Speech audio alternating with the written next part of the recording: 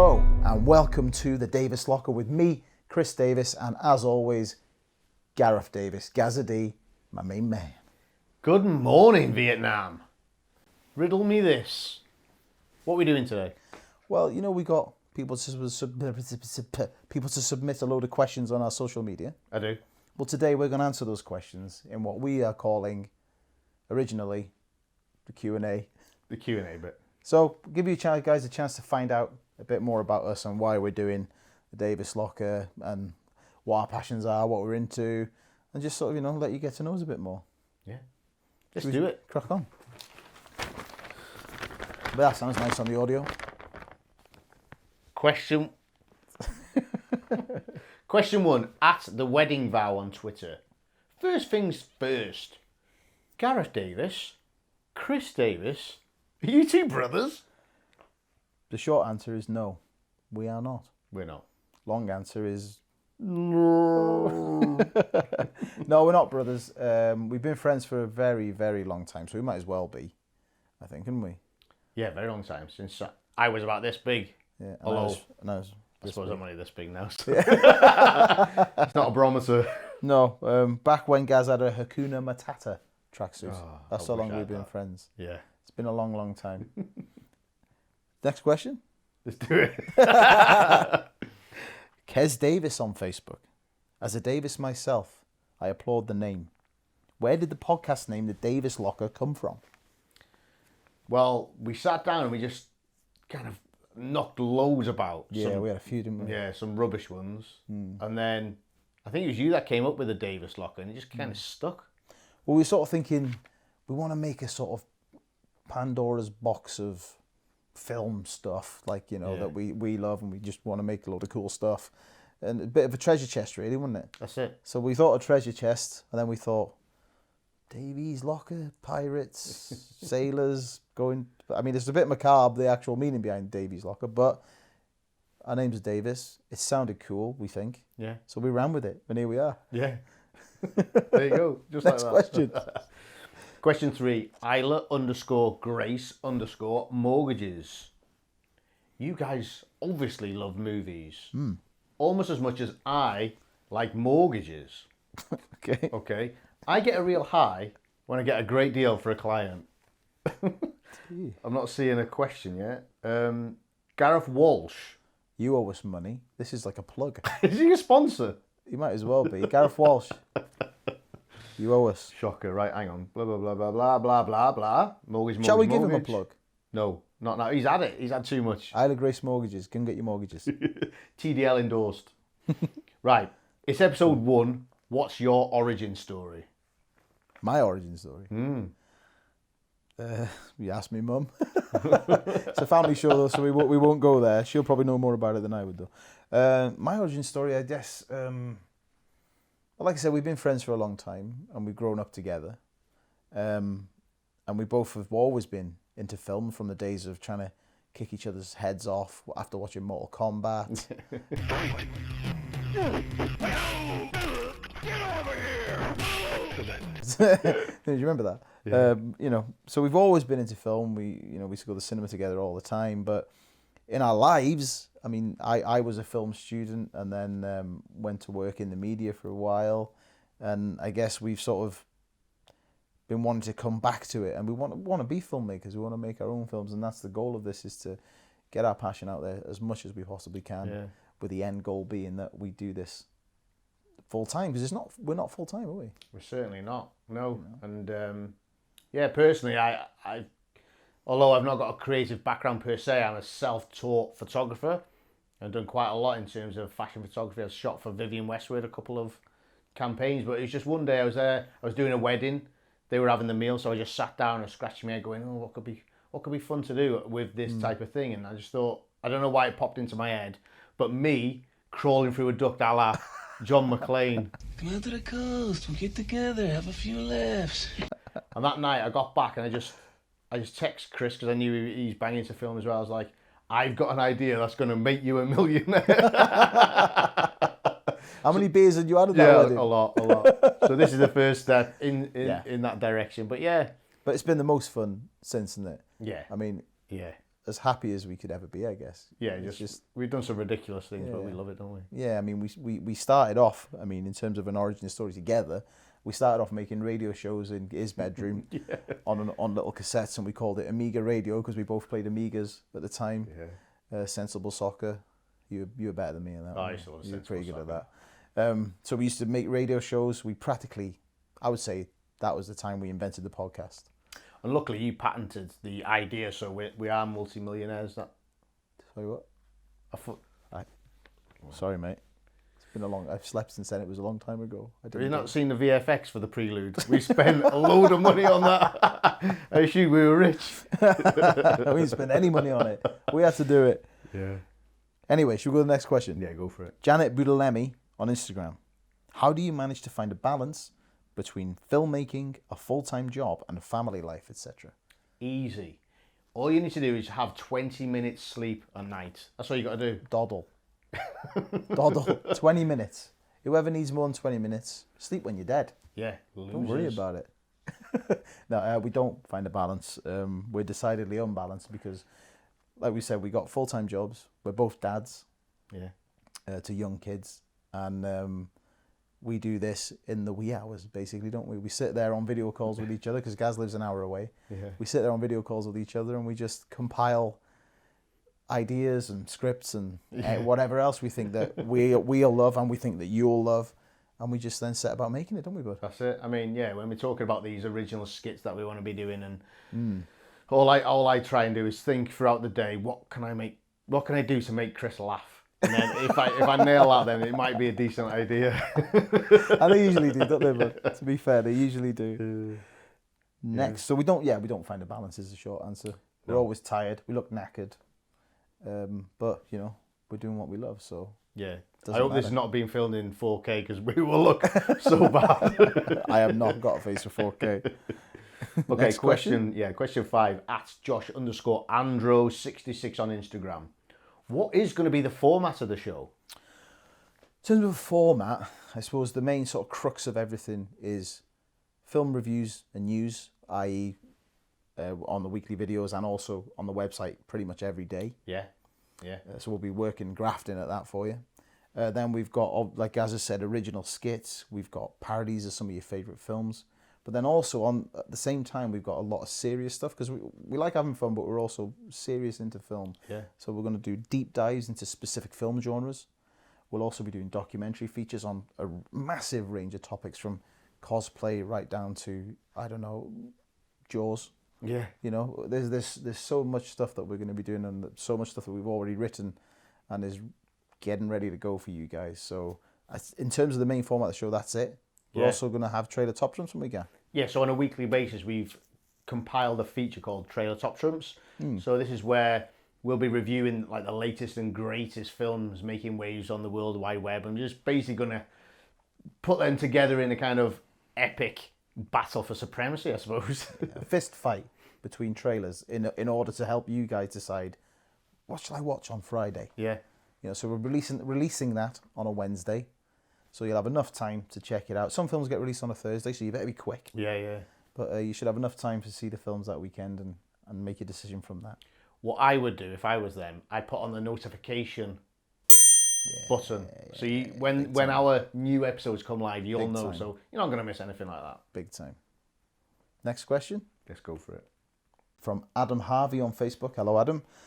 Desert Island brackets Blu-ray discs. Which 5 films would you want with you if you were to get shipwrecked on a desert island?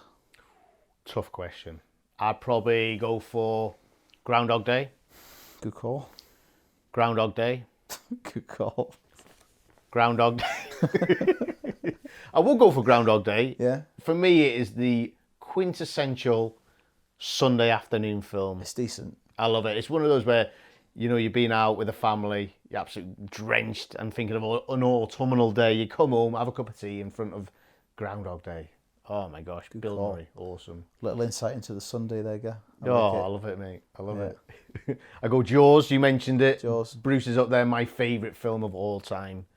As close to a perfect film as you can get, in my opinion. We'll be going...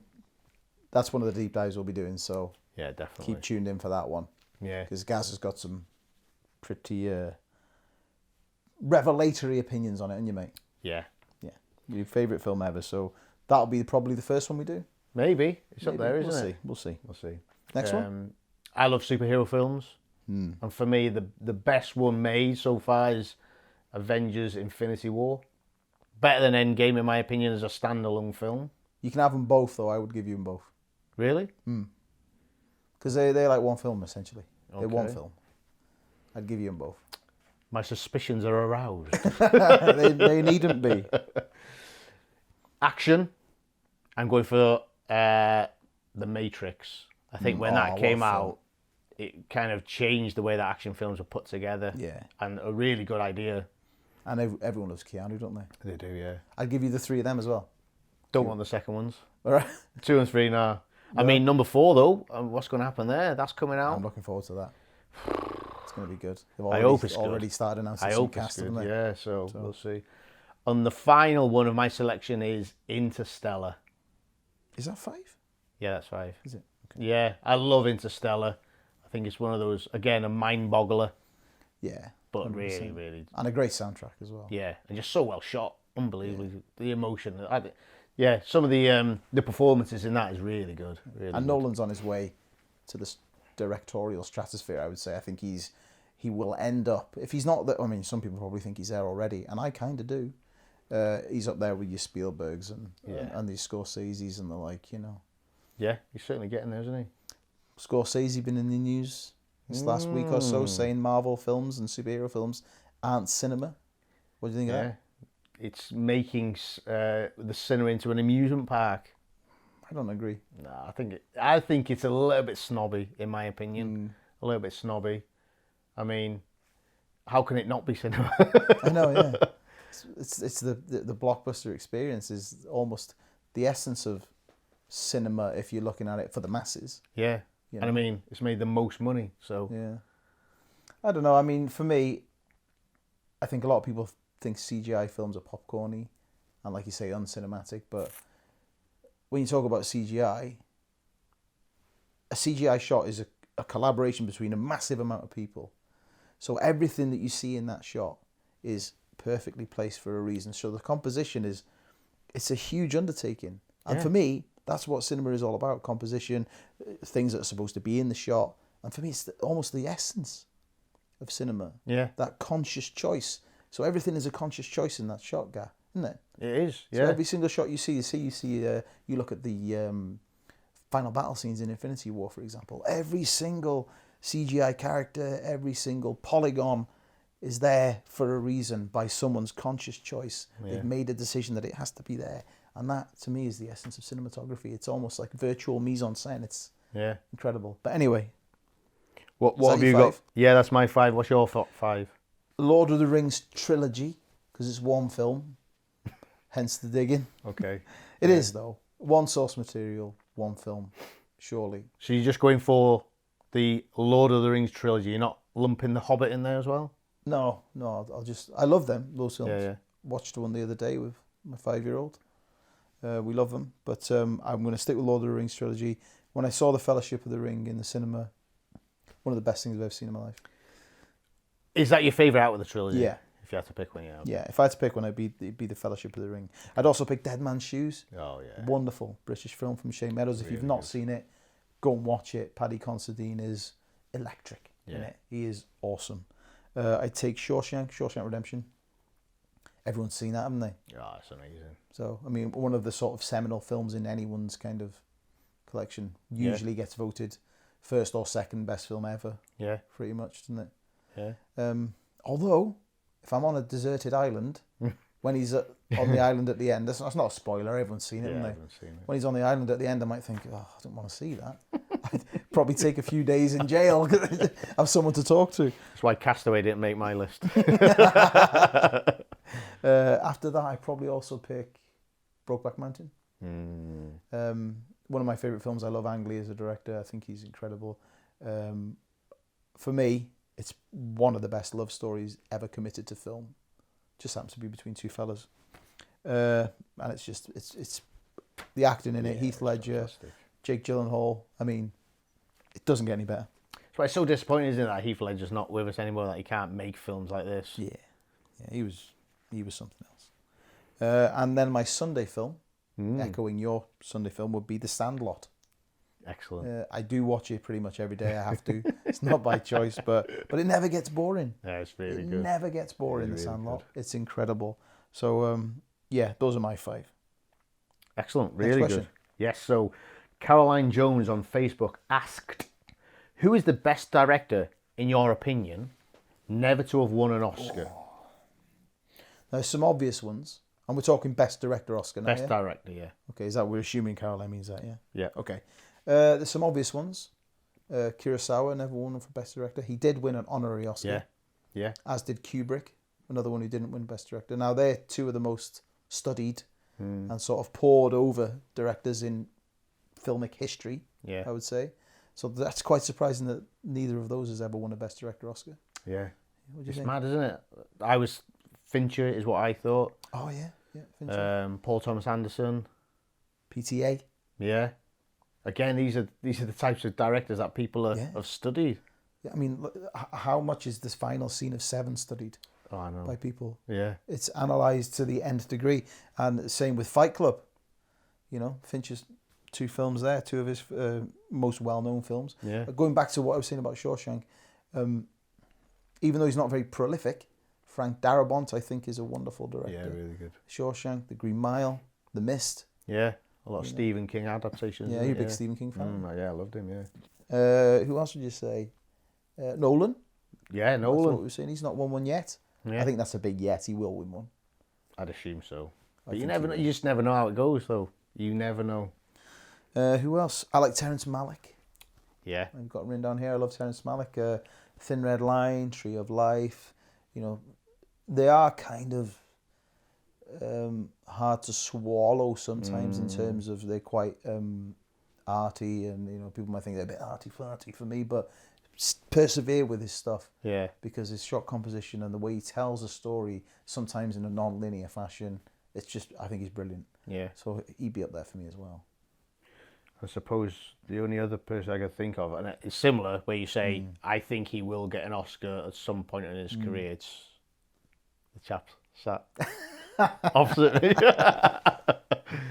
I just do this though. I went on time. I'm doing this. I don't get to sleep. I haven't got enough time to direct films for Oscars. Can you get an Oscar for a YouTube channel? Don't know. Yeah. Writers, leave us in the comments if you think we deserve one. Next question, Jake Meller on Facebook. Thanks for your question, first of all, Jake. Who is your favourite actor and actress? It's a good question. It is good and a tough question. I've all of them out there, but I've plumped for maybe Hollywood's most bonkers man. But for me, potentially the last remaining big Hollywood star in terms of action, and that's the Cruiser, Tom Cruise. Legend, yeah. Absolutely love him, and yeah, some of the films he's been in, very diverse in what he's done. Now probably best known for the Mission Impossible films, which are unreal. Yeah. The Mission Impossible Fallout is unbelievable what he's done on that. He broke his leg. Jumping across a building. I mean, that's what I like about him. Like you said, he's the biggest movie star probably ever. Yeah. And while I don't think he's the best actor, I think you cannot discredit the sort of lengths he's willing to go to perform his job. Yeah. I mean, he's not short of a few quid, but if you haven't seen it, go onto YouTube and put in Tom Cruise breaks leg. He does a stunt in the last Mission Impossible film where he's jumping from one building roof to another, and he jumps and he doesn't quite make it. Snaps his leg. You see it snap. It's horrible. Yeah. And then he tries to carry on with the shot. Yeah. And I think they stopped filming for about a month, and that was it. And then he was up and running again. He's unbelievable. And they signed on to do 3 back to back. So Best running film. Best at running. best at running, yeah. He's the best at running. And hopefully you've seen the prelude. I do a bit of Tom Cruise running. Oh. My best Tom Cruise impression is in there, so check it out. That's close, isn't it? It's close to the original. Pretty, not as fast, but What's your favourite role of his in? I think Ethan Hunt is probably his most iconic at the moment. I love him in Top Gun, Maverick. That's what I like. Go on. Last Samurai. Yeah. I found it hard initially. When I heard it was coming out, I was like, Tom Cruise is the Last Samurai, a good one. Yeah. But then I watched it and I was listened to the soundtrack and I was like this. Oh my God, bloody brilliant this is, Tom. Yeah. But yeah, Last Samurai is probably my favourite role of his. Yeah. But like you say, in terms of acting ability, I'd have to go with someone like Leo DiCaprio was right up there in Yeah, acting he's ability. Denzel, I love. In terms of acting ability, they're the kind of temples for me. They're the ones. See, I would go with Daniel Day-Lewis. But I like, as you know, I like method actors. Yeah. So I like the lengths that he goes to prepare for a role, like learning butchery to play Bill the Butcher in Gangs of New York. And I think he's just unbelievable. Yeah. Another one for me, Tom Hanks. Oh, everyone loves Tom Hanks. You've got it, haven't you? He's got a really good book about typewriters as well. He loves it, doesn't he? He loves the typewriter. But I like Tom Hanks. Forrest Gump, one of the best soundtracks of all time. Yeah, really by Alan good. Silvestri. Beautiful music. Yeah. What else? What are the roles? But again, Big? pardon, Big, Big. yeah, Big. This again, he's very diverse. Philadelphia. Yeah. Sully, that was really good. I'm not sure you've seen that one. I haven't seen Sully. Yeah, it's really No, good. I've not seen Sully. I just so Castaway. much, isn't there? Castaway. Oh, I love Castaway. You've got Mail. Have you seen Saving Private Ryan? I forgot about Saving Private Ryan. One of That's my pretty favourite good. Films. Yeah, incredible. Yeah. Who else would I say for me? I would have echoed what you said about DiCaprio. Yeah. So I'll move on to actresses. Yeah. Michelle Williams. For Really me. good, I think yeah. she's out and out probably the best for me. I just think she's diverse. I think she's got loads of range. I think she's got a face that she makes me cry. When she cries in the film, I'm crying in the film. She's just got one of those faces. I'd also say Julianne Moore, Really good, but yeah. I fancy her. So I'm a bit biased on that one. What about you for actresses? Yeah, I think Jennifer Lawrence is really good. She's starting to build a really good career. Lupita Nyong'o, I really think she's done some fascinating films. Yeah. Us being the latest, and Oh, the scene in 12 Years a I Slave. know, so difficult to watch. Oh my word! But it's amazing, isn't it? Yeah, really good. They're in Fassbender. Fassbender. Oh, he might be my favourite at the minute. Actually, It's so tough, It's isn't hard, it? isn't it? It is so tough. it's hard because the one role can just sort of elevate someone to that next level. Yeah. Can it? And you get people who fly under the radar, and they're not like Fassbender did for a while, and they're all of a sudden Yeah, stratospheric. yeah.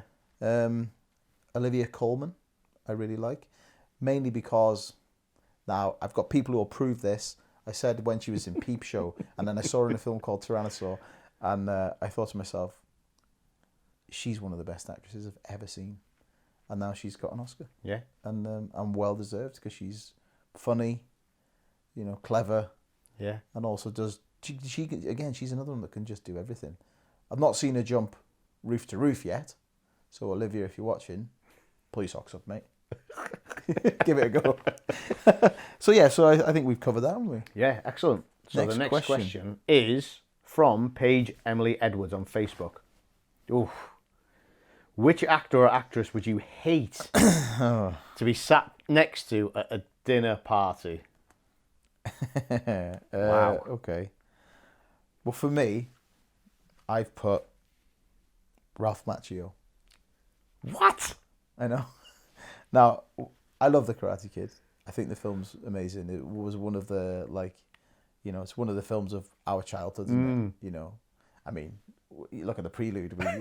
We've got massive homage to it in the prelude. But I'd say Ralph Macchio, not because I don't like Ralph Macchio, Okay.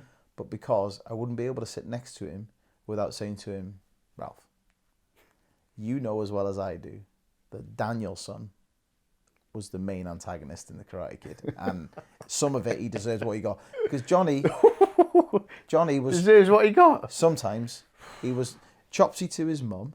Yeah. Our mums would slap us Yeah. silly if we were that chopsy. Chopsy to his mum. A little bit cheeky to Mr. Miyagi, wasn't he? A bit rude. A bit, early yeah. doors. And then sort of... There's basically, the genesis of this comes from an article I saw online years ago, and it's now a YouTube video. Go and look for it. Put something like Daniel LaRusso as the bully or something like that, and it'll give you all the answers you need.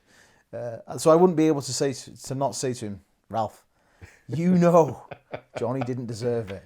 Wow. Some of it. Johnny deserves some of it.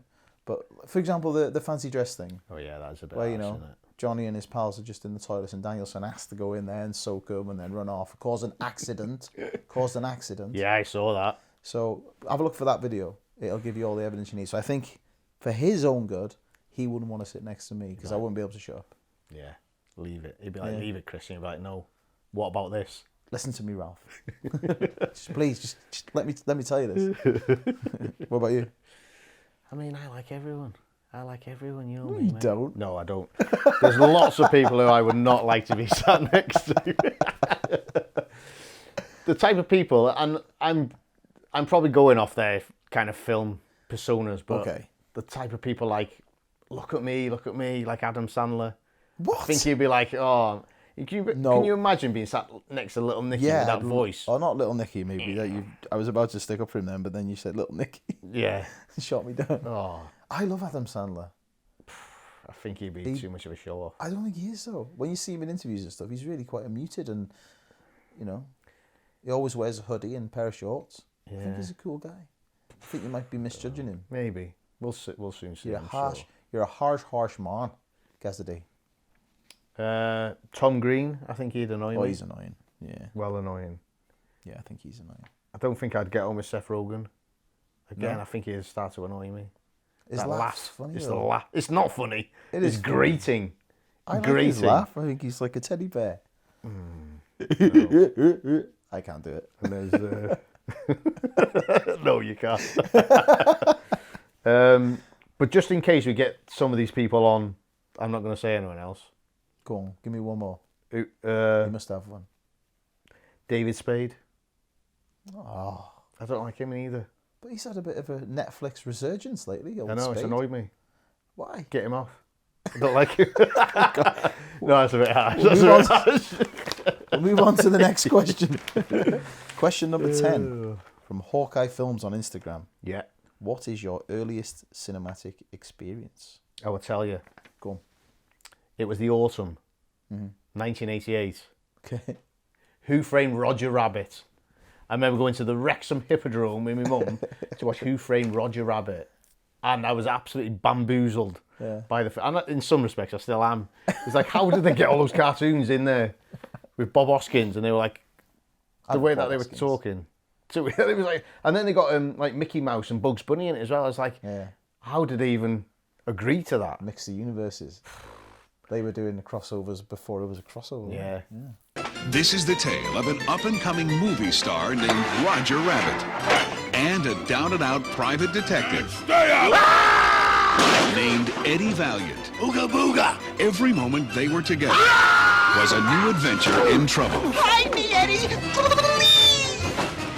For me, it was same cinema. Obviously, we grew up in the same area, so the Hippodrome was like the only one at that time, wasn't it? Was school trips to watch the Santa Claus, or Santa Claus the movie, I should say. Yeah. The one with Dudley Moore. It was, it's Christmas. They can't just do jigsaws all day. Let's drag the kids up the road to the Hippodrome and watch Santa Claus every year. Every year, the magic happens again. It certainly should be. Until now. What are you? I'm an elf. An elf? Yes. You mean like a fairy? I can remember the last film we saw in the Hippodrome, me and you. Go on. It was Twister. Twister. Yeah, and this is how cool we were. We went to watch Twister. We had some poppets, probably, because we always have poppets. And then when we went from the cinema, we walked over to the market, bought some darts flights and some stems, and went home and had a game of arrows. That's how rock and roll we are. And we've continued it to this day. Well, it was such a lovely building, that wasn't it? It's not there Beautiful. anymore, I don't think. Beautiful building. 2 floors, wasn't it, of like a real old style, oldie worldy Hippodrome cinema. It was incredible. They used to have intermissions, didn't they? Yeah, they had intermissions. I mean, these days we'd all be kicking off if they had an intermission, wouldn't they? But I can be swayed by a cornetto. Yeah. So Like maybe those I'll- little funny tubs of raspberry ripple. That little spoon, it was like gone in a couple of scoops. intermissions. Let's start a petition for the intermission. Yeah. Let's get it back on the agenda for cinemas. See how that goes down. Okay, question 11. Alex Mospinek. Let's pronounce that right, do you reckon? Yeah. On Facebook. What is your favourite genre of film? Good question, Alex. I'll probably say I haven't got one. Okay. I'd sort of umbrella term it. I'd say I just like a good story told well in whatever context. If I had to say my least favourite genre, I'm not a massive fan of horror. Okay. I just find I'm a bit fatigued with a lot of the ideas in the horror genre at the minute. Yeah. You know, I think when you watch as many films as we do, you can pretty much telegraph a jump scare. Yeah. You know, that kind of stuff. So horror's probably my least favourite, but if it's there are some great horror films out there. So good story told well, whatever context, I'm happy. All right. Yeah. Good. What about you? I think if I had to plumb for one, it would be sci-fi. That's what I seem to gravitate to. Sci-fi. Sci-fi. Skiffy. And the slow burn ones, like Interstellar. I also like Solaris, Sunshine. Just those slow burn. Nothing really happens in them, but they just, for me, they just grip you. But yeah, like you say, anything that's done well, like action films, comedy. If I just want an hour and a half, let's just put on a good laugh. comedy. Yeah. Monty Python, great comedy films. Just the first comedy film popped into my head. That's what I thought of. But favourite sci-fi is Interstellar, would you say? I'd say so. I'd say so. Well, there's so many in it, like Aliens and just loads. You classing Star Wars in that? Of course, yeah. Star Wars. I mean, to be fair, I'm not a massive fan of Star Wars. Some people are absolutely nuts on it, aren't they? But it's not one that's up there in terms of the fandom that it does get. But it's not to say I'm not looking forward to the new Star Wars coming through, which Rise of Skywalker. Yeah, which comes out on my birthday, I think. So Rise. Yeah. Yeah. Excited? Yeah. Let's move on. Question 12. Liam B39. Sounds like a vitamin.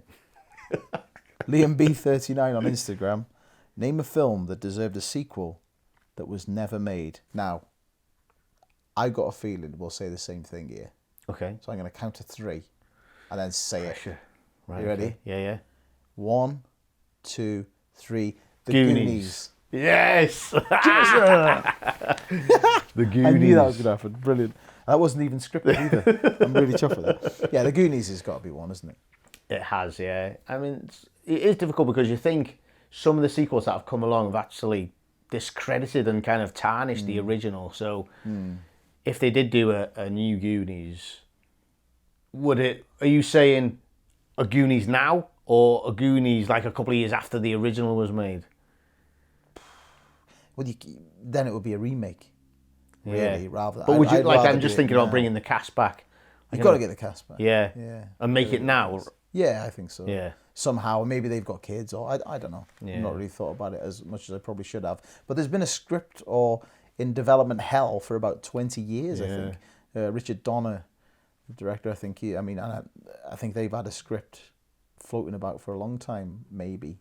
Yeah. And Corey Feldman and Sean Astin, yeah. they're always getting asked about it, aren't they? They're sort of Comic-Con staples as well, so they're kind of always getting pestered about the next Goonies. Yeah. But I think Goonies is the one for me. Any others? I think there's been a lot that's been announced recently, which I was going, I don't hope that. So stuff like a new Ghostbusters, I hope that's good in the same universe as the first two. Bill and Ted 3, a new Matrix. But for me, if there was one where I kind of would like to see a sequel, it'd be something like Inception. Because I just love that world. I love the idea of it. Again, it's a Nolan film, and it's one of those where not necessarily the same characters, but just in that world, that idea, it really captured my imagination, and that's one where I would like to see another film. Some we'd rather not have seen. There's been a lot of remakes, rehashes, whatever you want to call them. I mean, Disney are doing Home Alone again. Oh, leave it. Don't leave it alone. It's probably going to be a series, I think, on the Disney Plus streaming service, but leave it alone. They didn't even need to do 3. No. 1 and 2 were pretty close to as perfect a Christmas film as you're going to get. Yeah. And then, they did the rest, and it sort of, like you said, sullied the reputation of the films, didn't it, in a way? But anyway, let's move on to the next question. Darren Lockhead on Facebook asked, everyone loves a good sequel, but name 3 films which have been ruined by a sequel. We just talked about We've this. just been saying about this, but thank you for your question anyway, Darren. But I will say again, Home Alone 3. One for you, Jaws. Yeah, some of them, like 3 and 4 were awful. 2 was okay. It was kind of the same film, but it was still okay. And then it's kind of spawned a load of rubbish Jaws light Dennis films. Quaid was all right, though. I like Dennis Quaid. That's Jaws 3D, wasn't it? Jaws 3D. Yeah. And some of the shots in that are so obvious. I mean, the technology was different back then, of course. But the shots that you see, even if you're watching it in 2D, Yeah. you can see that that's supposed to be a 3D shot. Speed 2, Yeah. for me, is one. I mean, we've had this conversation before, I think, where we spoke about it. And you said it was like someone just going, oh, we've done it on a bus. Yeah, what else was can there? we use? Yeah. And they went with a massive boat. But anyway, the real sequel to Speed, everyone knows this, is Speed 3, an episode of Father Ted, in which Randy Milkman, Pat Mustard wreaks havoc on Craggy Island. If Yeah. you've not seen that, That go was and watch really it. funny, Probably yeah. my favourite comedy of all time, I think, Father Ted. Yeah, it's good. I think even some of the Predator films, I loved the first Predator. And then 2 was a bit, again, what can we do? We've had him in the jungle, let's put him in the city. And I liked Alien versus Predator. even then it was, I enjoyed it. I think, when you kind of take that intrigue away, but I suppose once you've revealed the creature, then it's hard to put him back in the box, isn't it? Yeah, yeah. Like even the new Predator film, which came out, the first half an hour, because directed by Shane Black, who was Hawkins in the original, so I thought, well, surely this is going to be good. And the first half an hour, it's like, this is real promise, and then, no. It's like, we ran out of ideas, what can we have? Predator dogs. Behave yourself. Wow. On that note, I think we'll move to the next question. Greg Ellis on Facebook. This is a good question. Yeah. What's your favourite sports movie? When this first came up, the first film that popped into my mind was Remember the Titans. What a film. I absolutely love that film. Coach Herman Boone, Denzel. So good. He's good in it, isn't he?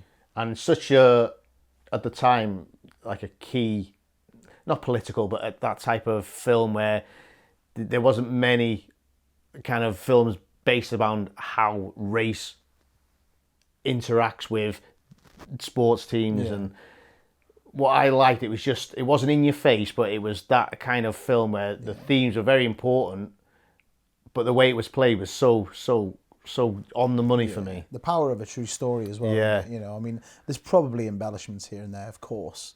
You know, it's a Hollywood film, but the fact that it's a true story, the fact that it happened, the fact that those characters are real Yeah. is, I think, when you're watching a film like that, you carry that through as you're watching it, don't you? Yeah. So it's always in the back of the mind, oh my God, this actually happened. Yeah. So I think, I love Remember the Titans. One of the best. Some good performances in it. Well, young Ryan Gosling Yeah. in that film. I can't remember his name. Donald Faison is in it. He plays Petey. Petey, yeah. Does I he play think Petey? Yeah, he does. He plays Yeah. Petey. Ethan Suplee Yeah. is in it. So there's some great, like actors who've gone on, especially Gosling, to megastardom. Yeah. And a great actor in his own right. He's fantastic. I think for me, the first film I thought of, the film that's guaranteed to make me cry every time I watch it, is Field of Dreams. Oh, yeah. So good. So good. I mean, the story of Ray, if you've not seen Field of Dreams, watch it. It's the story of Ray Kinsella, a man who was a farmer in Iowa, and he basically levels his cornfield after hearing a voice tell him, if you build it, he will come. Yeah. Now, it sounds like a crazy premise to a film, but just stick with it and watch it because it's one of the best films, I think. It's the best sports film for me of all time. Right. But I'd put it in my top 10 films of all time. Yeah. I love it that much. Yeah. Yeah. Great actors in it. Kevin Costner, Amy Madigan, James Earl Jones Yeah. is in it. Yeah. Burt Lancaster. It's such a good film. And the scene at the end, I won't ruin it for you, but the scene at the end, being a father, Yeah. my word, I could cry now thinking about it. It's that emotional a scene, I could cry now. One of the sports films. Well, funny enough you say that. The film that I cry at, and it's through joy really rather than sadness, is Jerry Maguire, which is bonkers. And it's probably not the places where you think it's when he gets Cuba Gooding Jr. gets knocked out, Right. and throughout the film he's been trying to get this big deal. Yeah. Jerry's his agent; it's his only Yeah. client. Yeah. And he's been going, right, you got to give him a bit of entertainment. You got to do it. He's like, Jerry, I don't dance. I'm not a dancer. And then he gets knocked out. Wakes up. The doctor's above him. Boof. He's like, let's get you off. Let's get you off. And he's like, no, just let me have this. And then he gets up and he starts doing some little dancing, and and the crowd go wild. And he just kind of knew that was his moment in time. And it's like, he's done it. I can't believe he's done it. You Wally. We've forgotten Rocky, Rocky. of course, or the Rocky saga franchise, whatever you want to call it. Unbelievable. We've also forgot Space Jam. Space Jam. Cinderella Man. Yeah. The Damn United. Oh, Michael Sheen. Yeah, really Brian good. Clough. What a great film. What a great performance. Yeah. Is that it? I mean, there's so many more, isn't there? But in the sake of not talking about sports films forever, Yeah. we'll move to the next question. Okay, B Horton99 on Instagram. What is your favourite film soundtrack? Now buckle up, because we could be here for a long time. What Gaz is alluding to there is the fact that this is probably one of my favourite things in the whole wide world is film scores. So I couldn't possibly narrow it down to one. Not a chance. I could reel off a load of film composers that I like. I mean, I love James Horner, I love Thomas Newman, I love Alan Silvestri, I love Howard Shore, I love John Williams, I love James Newton Howard. He's one of my absolute favourites. 6.5 hours later. I mean, Hans Zimmer. There's just so many. You know, Philip Glass. There's just too many to even kind of consider. Carter Burwell, narrowing it down. You know, so I mean, if you were to say to me what scores come into my head when you ask me the question, I love Forrest Gump Yeah. as a score. I love Road to Perdition as a score. I love the Shawshank score. There's just too many. Water for Elephants is an amazing score. You know, there's so many good ones. Braveheart, another incredible score. Legends of the Fall, both James Horner.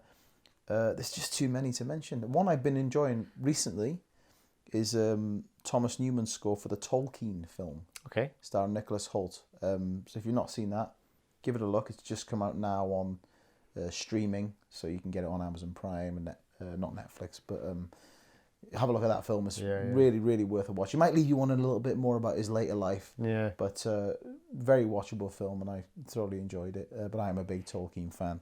But the score for that film is fantastic. So I couldn't narrow it down, but I could talk about it forever. So I'll stop talking. Gazadi. Well, I'm pretty sure we'll have a numerous deep dives into this kind of thing. Yeah, for sure. Yeah.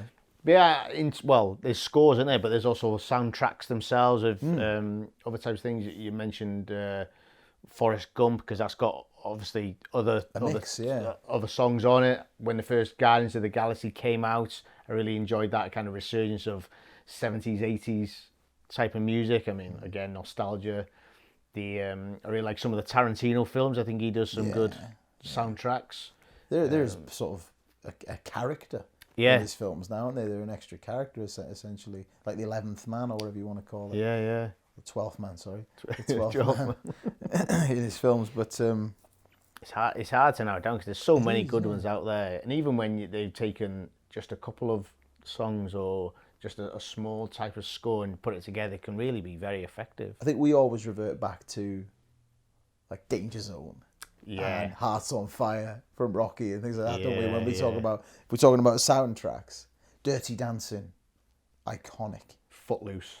I've had the time of my life. Good. Tonight, but they're iconic films, and I love Dirty Dancing. I could watch that. That's another film I could watch every day. Yeah. It's brilliant. You know. Yeah. Really Johnny good. Castle, I never get tired of Johnny Castle. It's a legend. Don't watch the remake though. Going back to remakes, don't watch it. It's not the greatest. No.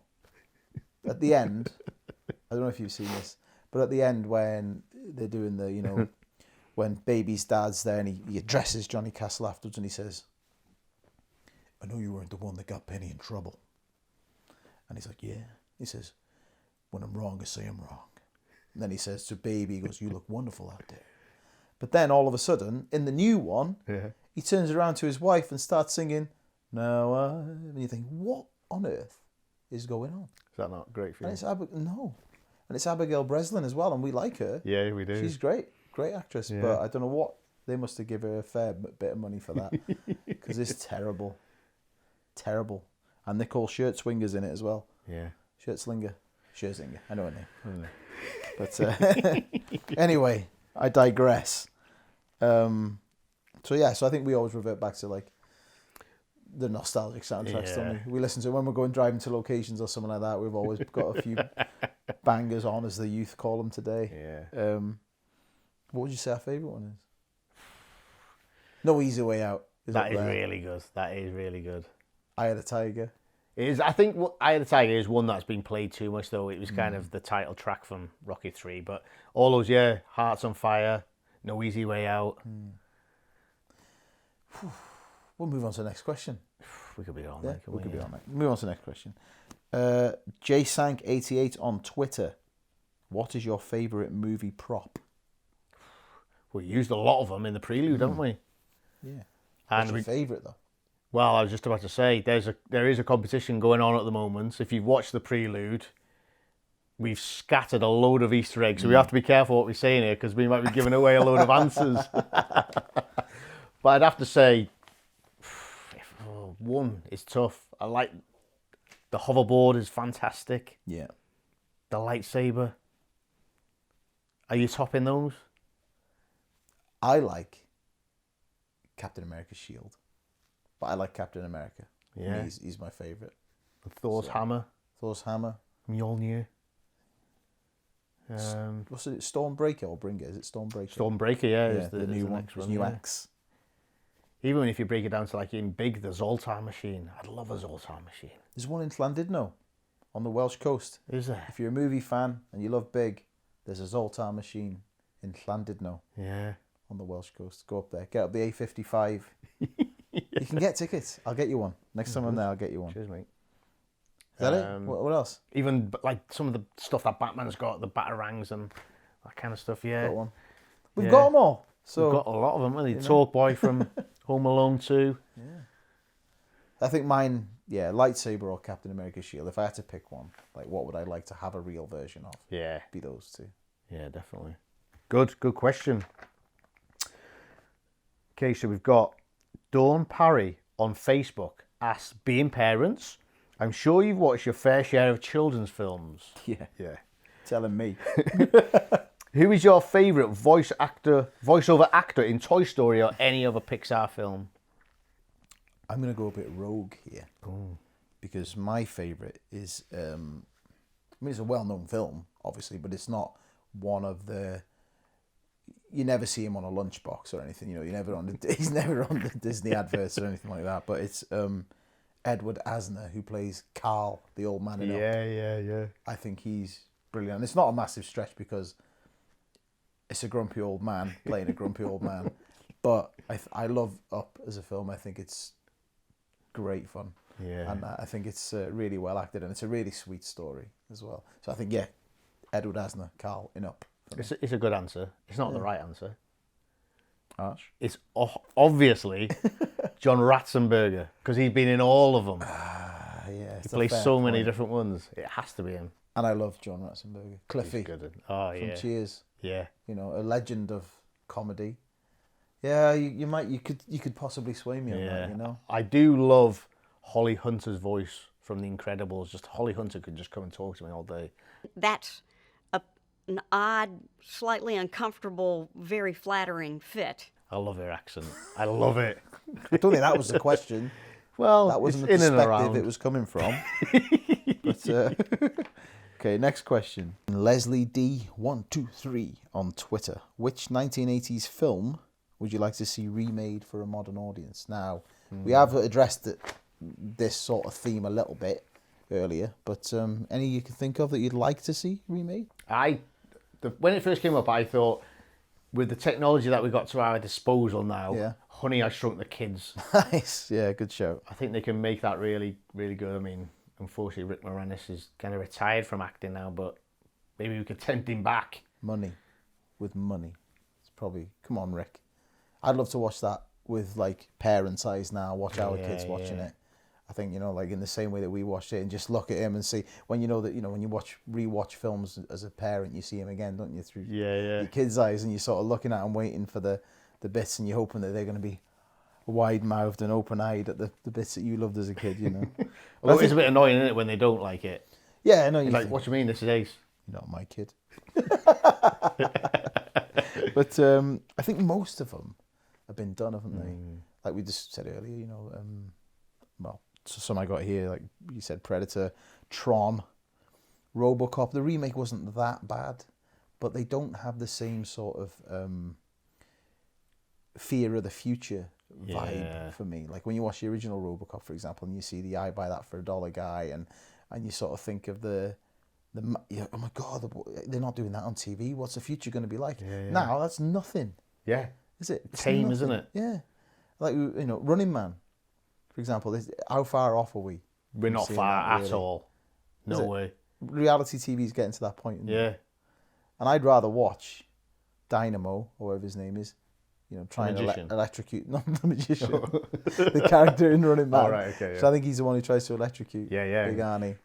I'd rather watch him like frazzle someone than Love Island any day of the week. Yeah, but there was a bit in the Running Man where they scanned the faces, didn't they? They had the actors fighting and they scanned the faces. Deep fakes are going on now. Yeah. I don't know if you've seen some of them, but they're unbelievable. Incredible. I've seen the one recently with Jim Carrey doing The Shining. It's terrifying. Scary. It's scary. Wendy, let me explain something to you. Whenever you come in here and interrupt me, you're breaking my concentration. You're distracting me. And it will then take me time to get back to where I was. Understand? So, yeah, I would like to see a remake of Running Man. Yeah, I think that'd be good. Those type of films that were good and almost forgotten classics like Highlander. I think a Highlander reboot would be really good. That's a great shout. Do you say Lambert or Lambert? I say Lambert. I say Lambert. Lambert? Yeah, I've always said Lambert. I think I saw it, I heard someone say it, I think, when I was a kid. And ever since, I've sort of like, the one with Christophe Lambert. I sort of, you know, try and... Are you like these type of people that go to Barcelona and come back and go, I've been to Barcelona? No. Barcelona. No. My tongue's too big for my mouth. I spit everywhere. So we go on to the next question? Yeah. Go on. Hit me with it. @plod_dog on Instagram. Oh, this is good. What is your favourite film starring a dog or any other animal? That's quite a hard question, but I think I know the answer for me. Okay. Have you ever seen My Dog Skip? Maybe a long time ago. Skip the Dog. Skip the Dog. Yeah, I'd probably go with Skip the Dog. Wow. Or, is his name? I think his name's Bullseye in The Little Rascals as well. I can't remember. But the dog in Little Rascals is cute. Yeah. I was thinking, when I said Bullseye, I was thinking of Oliver. Bullseye! I thought you were going to say, yeah. Bullseye! Bill Sykes, Bullseye! He was a bad lad, he was a naughty fella, wasn't he? Yeah. Naughty fella. Nancy was nice, though. Lovely. I like Nancy. Absolutely lovely. But yeah, Skip the Dog. My Dog Skip. Okay. In terms of dogs, I really like Turner and Hooch. Oh. That is a slobberiest film of all time? Yeah. That was... Well, that dog. Up to a certain classification. Yeah, you got Beethoven, haven't you? Beethoven, yeah, another one. K9, I used to love watching K9. K9's a good film. What else is there? What about other animals then? Warhorse. It's a good film. Yeah. Sad. It is difficult to watch. Seabiscuit. A lot of horse films are sad, aren't they? What about when in the Never Ending Story, when that horse gets stuck in the mud? I watched that last week. And the first question was, the horse isn't going to die, is he dead? Oh no. Yeah. Artax, I think the horse's name is Atreyu and Artax. Yeah. Falcor's my favourite. Is he an animal?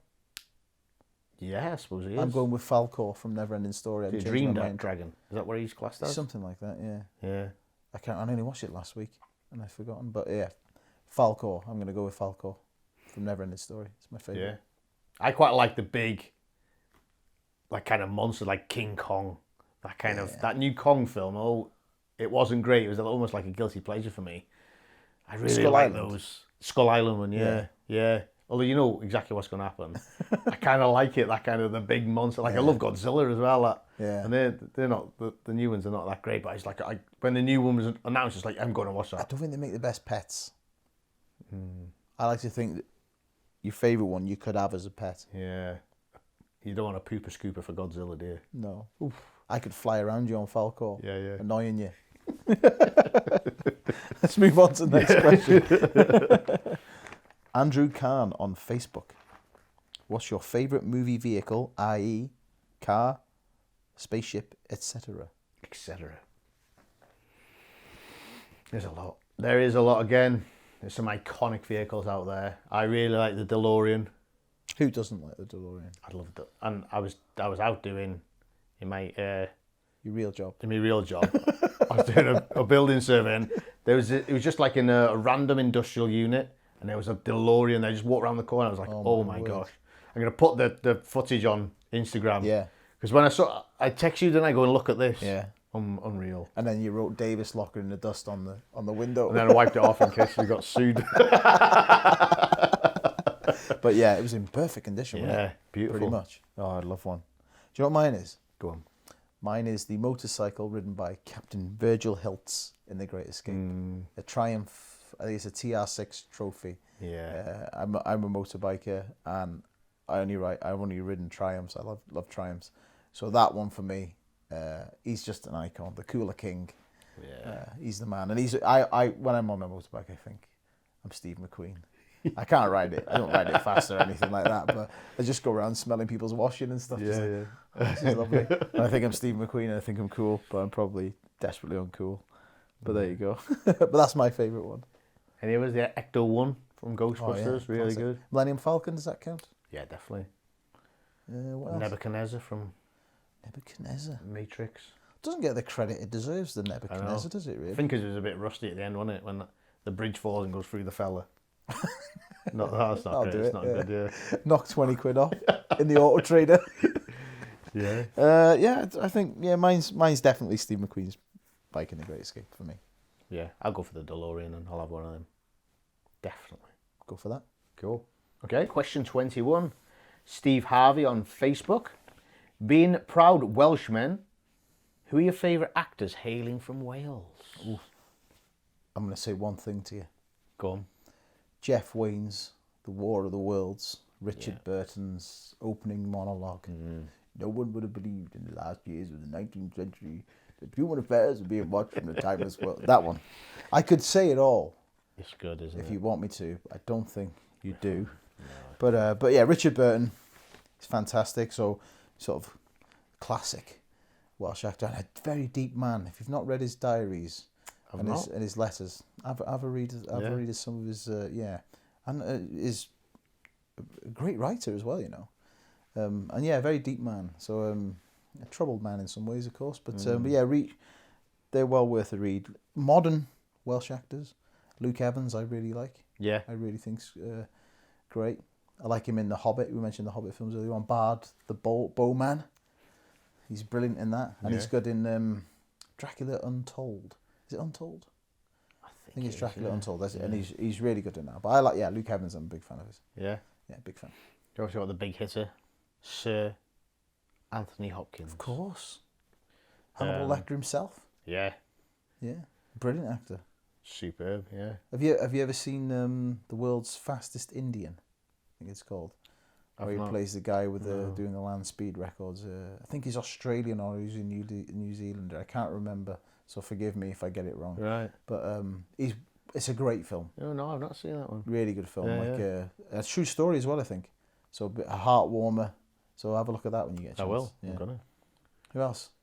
Michael Sheen, we've said. Yeah, Damned United. Yeah. And he's in Twilight. What else? He's in all sorts of films. What's his most? Frost Nixon he was in, wasn't he? Oh yeah, incredible in that one. He's David Frost. Yeah.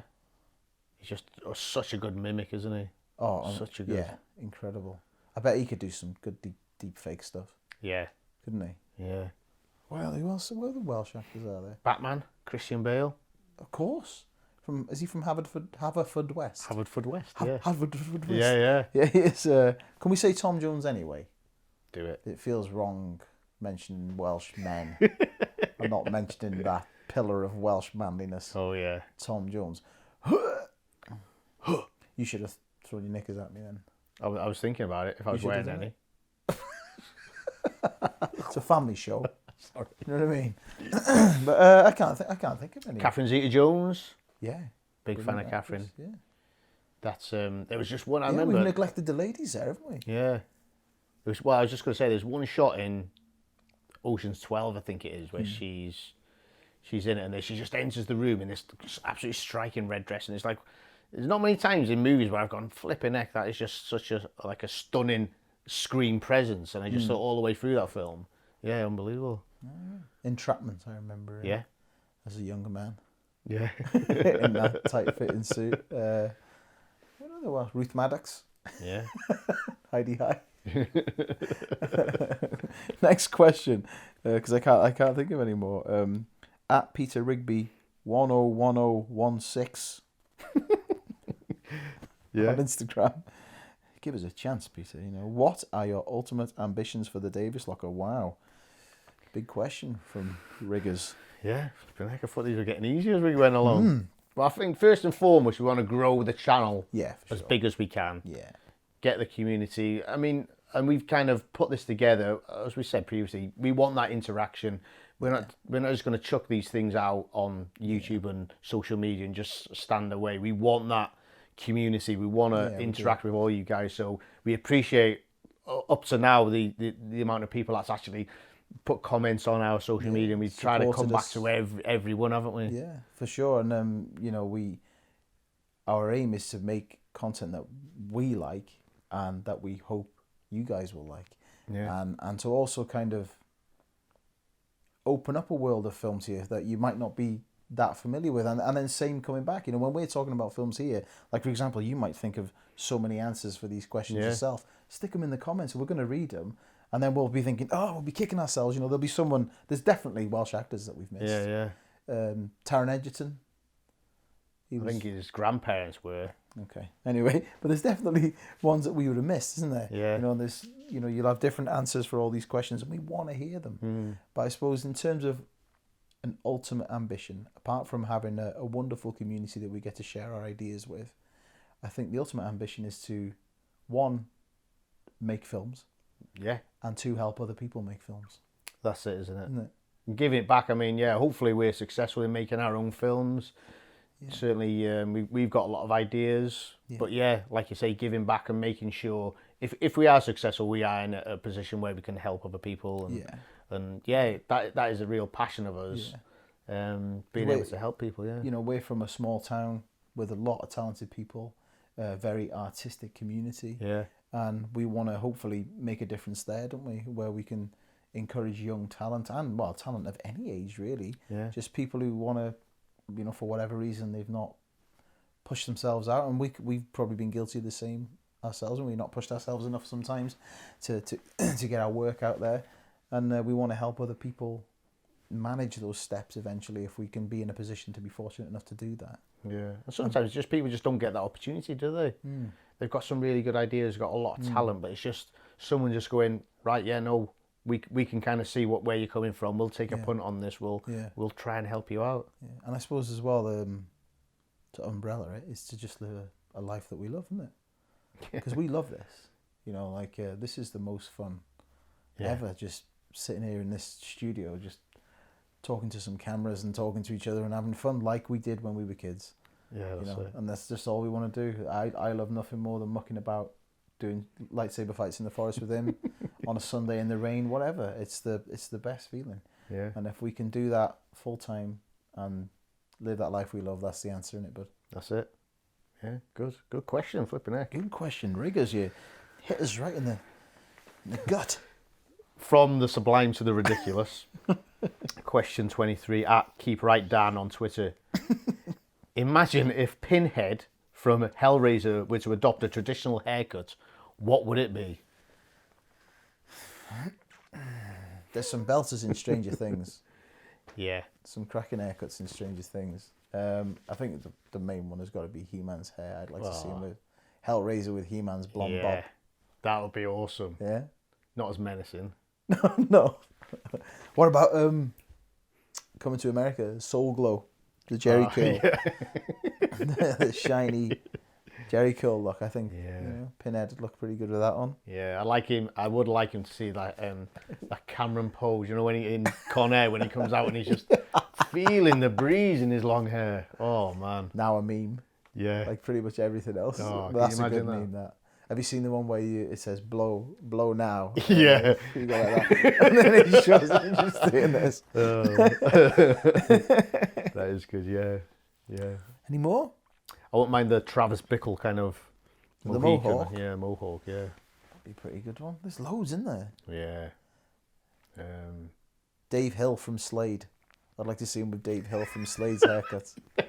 Like the straight hair. Yeah, the straight bangs. Yeah, that'd be a good one for me. Any more? Jareth, the Goblin King from Labyrinth. Brilliant. That'd be Hellraiser, awesome. Pinhead doing Dance Magic Dance. Yeah. That's a winner. Yeah. I think that's the winner. Let's do it. I I feel think a that's the Photoshop winner. coming on. Jareth. Yeah. Here we go.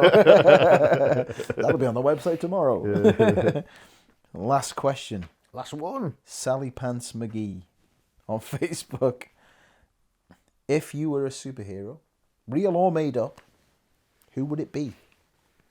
That's a good question, Sally Pants McGee. If that is in fact your real name. I was thinking about this. And I'd want to be the ultimate, like an amalgamation of all the best people. Right. The ultimate. So it'd be someone like Uberman. Okay. Well, taxi driver. Yeah. Can get you anywhere. Like that. Or Captain Extraordinary. That's a good name. Dr. Marvelous. Someone like that. He's Marvelous. got all the powers. Just anything you can think of he can do. He can fly, he can look through walls, super strength. But what would you film with though? He's too good. He's too good. You'd That's never the be problem. able to have a film. Yeah, because it'd just be over like that, wouldn't it? Any enemy, Even Thanos Thanos. a beach. Yeah. Straight off. Done. Captain Marvel, whatever. No problem. Deal with you. That is Got true. all your powers. What's my kryptonite? Nothing. Nothing. However, I did continue to think and go, right, well, what's more realistic? Go on. Tired man. Tired man. You do look tired. Because that is, it's almost like my catchphrase at the moment. I am tired, man. Do you want to know what mine is? Go on. Right, well, one of my pet peeves is, now, and I don't want to sound like the grammar police here because I'm not that guy, but this one, you know when people say shouldn't have instead of shouldn't have? Yeah. That one really annoys me. So I would be a man called Have Man, and I'd be able to transcend both the spoken and written word worlds. Right. So say you're sat in work and you're writing an email and you put, we shouldn't have done that. My ears would prick up. I'd maybe have sort of like a red phone or like an lit up that lights up, and it would light up and I'd be like, oh, I teleport. I'm quite an angry superhero. I'm not there to sort of save the world or anything. Right. I'm there for like purely my own gratification. So I would turn up next to you, teleport next to you. I'd look you and I'd scold you like that and then slap you. And I'd say it shouldn't have, not shouldn't have. Blimey. Yeah. So that would be one. And I'd maybe have a sidekick who would stop people saying things like close of play. Right, okay. Hump day. Yeah. Words, things like that. You know, these like stupid sayings Yeah. that you hear like, Blue sky thinking. oh, yeah. That's another one. Yeah. See, Let's put a pin in this. oh, and return shut to it. up. You're invoking the power of Have Man. So Have Man would probably would be mine, yeah, just because there's just no need for it. And I don't want to be mean, to people who do it. But, if you're watching this and you do it, don't think me bad. Just think maybe you shouldn't have done it in the first place. I like it. Yeah, Good. See what I'm saying? So Have Man, yeah, I think that's my... It's good. It's not the best power. I was going to know. say, you're not really taking this... you could have any power. You didn't realise that. Yeah, but I don't need the power. Right. You know what I mean? I'd be happy enough being able to eradicate that. Right. Okay. Because if you think, what did, I don't know, they say, Superman. Remember when Superman saved the world? And everyone would be like, oh yeah. They get misty-eyed about it. But then they'd all be, my powers like under the radar. Yeah. Because no one would say it ever again. So no one would ever have to be annoyed. So I think on balance, more people probably get annoyed about shouldn't of than they do about, the end of the world. Good point. Good point.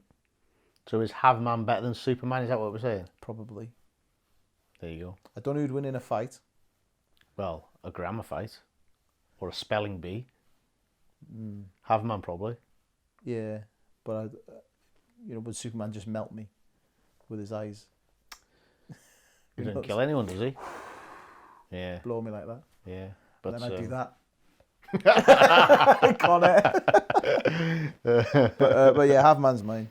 And I think that... So there you go. If you go on the blog, you see authors Chris Davis, and if you do notice a grammar error or a spelling error or some jargon, don't say anything. Get on him. Don't say anything. Get on him. Don't hurt me like that. But speaking of the website and social media and such things, that brings us to a quick reminder. Quick, don't forget, we have an incredible competition on at the minute. What can they win, Gar? Tell them. I tell you what, you can win a year's supply of cinema tickets. So that's a year's membership to cinema. Unbelievable. It's a great prize. And just remind me what they've got to do, because I imagine it's tough to win this. Tough. Literally nothing, really. All you've got to do is subscribe to the channel, like and share the prelude/opening video, the first episode. And do you know what? We'll include this one as well. Like and share the prelude, and you're in. Wow. In fact, the competition ends on Friday the 22nd of November, doesn't it? Correct, yeah. Like any of our videos up to that point, and you're in with a chance of winning. Wowzers. Like and share. It's all you got to do, and subscribe to the channel. What a guy. What a guy. Thank you. And there's some opportunities to win some merch as well, TDL merch. Yeah.